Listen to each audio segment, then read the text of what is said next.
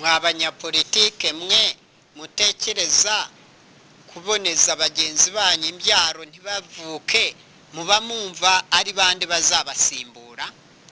Imana nibabaza abagombaga kuvuka bazabasimbure, mukaba mwaratejeje imbere imboneza rubyaro ntibavuke, muzabasubiza iki? Mwabanyapolitike mwe mureke kuboneza imbyaro kuri bagenzi banyu ngo bareke kuvuka, batazabarwanya ngo babakure ku butegetsi. Mugamije iki?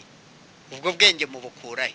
Ko mwize mu mashuri muze gukemura ibibazo, iyo ngano y'amashuri mwize ibayobora mu kwica urubyaro murwiciye imbere munda y'abagenzi banyu.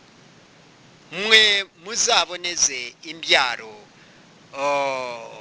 mu bundi buryo, ariko abandi mubihorere.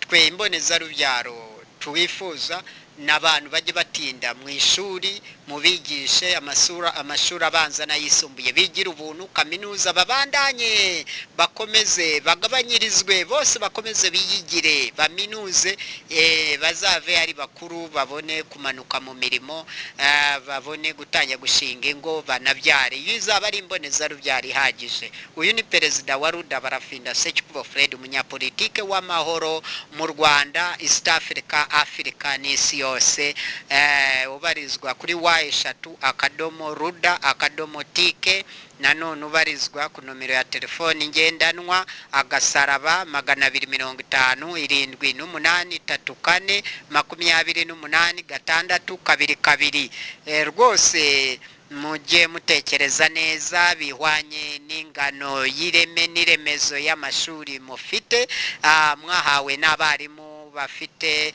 ubuhanga n'ubuhangange mu bwonko, noneho bakoraga bizima, bivuga ko n'ibyari binyoteri bizima babahaye.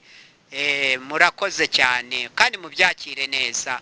Mwite ku muntu wese ushaka kuza kuri iyi si, avuke yivukire. Imana niyo izamuha umuti, ntabwo ari mwe mwikorera umuti wo kubaho, ni Imana ikora umuti.